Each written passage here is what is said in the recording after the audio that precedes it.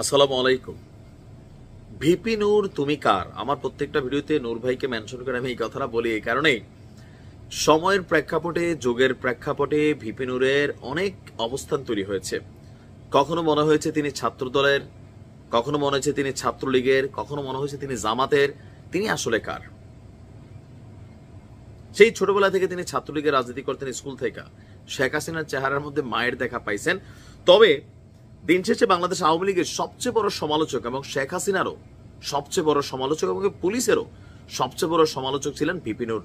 সাহস যেমন দেখিয়েছেন, মারও খেয়েছেন। তবে এই সরকারের আমলে ওনার যেই সর্বকনিষ্ঠ সর্বকাছের যে বন্ধু ফারুক, ওনাকে যে পরিমাণ মাইরি মারছিল, এরকম মাইর তিনি আসলে খান নাই। বাট এখন তিনি যে বক্তব্য দিচ্ছেন, আমি জানি না তার কপালে আবার কি আসতে যাচ্ছে। কারণ তিনি আজকে আওয়াজ দিচ্ছেন, ঘোষণা দিচ্ছেন। বিএনপির খুবই উচ্চ পর্যায়ের একজন নেতা আমির খসরু সাহেব সহ, ভিপি নূর সহ, রাশেদ সহ একটা কনফারেন্স ছিল, সম্ভবত তাদের বৈঠক হয়েছিল। এরপরে বলছিলেন তিনি, যদি সরকারে থাকা দুইজন ছাত্র উপদেষ্টা মাহফুজ এবং আসিফ তারা পদত্যাগ না করেন, তাহলে গণ অধিকার পরিষদ নতুন এক সিদ্ধান্ত নিতে যাচ্ছে।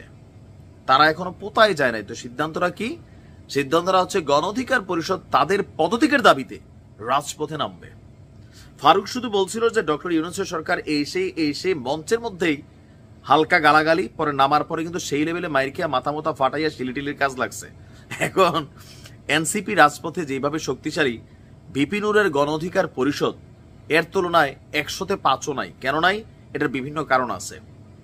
একসময় এই নাহিদ ইসলাম অথবা আমাদের যেই কি বলা যে দলটির সর্বোচ্চ প্রধান আক্তার, তারা কিন্তু ছাত্র অধিকার পরিষদেরই শীর্ষ ছিলেন।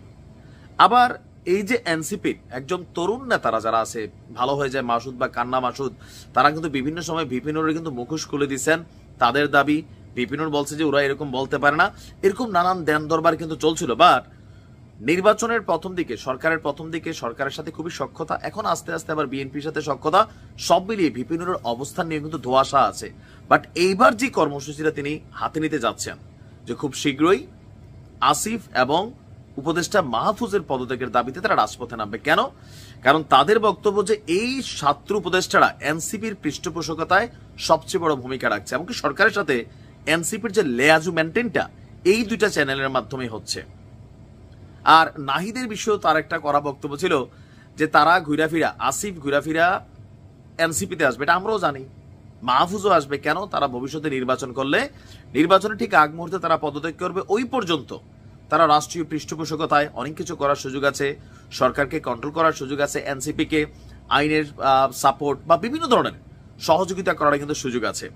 আর ভিপি নূর মনে করছেন ডক্টর ইউনূসকে কলঙ্ক মুক্ত রাখতে হলে অথবা ওনাকে প্রশ্নবিদ্ধের বাহিরে রাখতে হলে এই এনসিপি দলটির লিয়াজুটা যেটা আসিফ এবং মাহফুজের সাথে আছে, তাদের পদত্যাগ করা জরুরি। তারা পদত্যাগ করলে সরকার অনেক কিছুতে ক্লিয়ারেন্স পাবে। আর নয়তো সবাই ভাবতেছে যে এনসিপি আর ডক্টর ইউনূস তিনি আসলে একে অপরের পরিপূরক।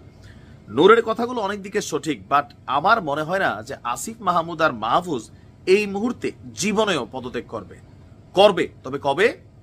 যেমন তারা এলাকাতে, লোকাল এলাকায় নির্বাচনের প্রচারণা চালাচ্ছেন, তাই না?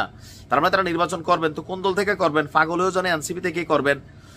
তো যখন নির্বাচনের তফসিল ঘোষণা হবে, হয়তো ঠিক আগে পরে একটা সময় তারা পদত্যাগ করবেন। বাট নূরের কথা, এখনই পদত্যাগ করতে হবে, না হলে পদত্যাগ কিভাবে করাইতে হয় আর সেই পদত্যাগের দাবিতে রাজপথে গণ অধিকার পরিষদের নেতাকর্মীরা ঝাঁপাইয়া পড়বে। আর যতক্ষণ না হয় তারা রাজপথ থেকে উঠবেন না। আদৌ কি তাই? আমার মনে হয় না যে এইটাও ধোপে টিকবে। বাট এটা চ্যালেঞ্জিং ইস্যু নিয়েছেন একসময় শীর্ষই এরা। দেখা যাক কি করতে পারেন ভিপি নূর, সময় বলে দিবে। ভালো থাকুন।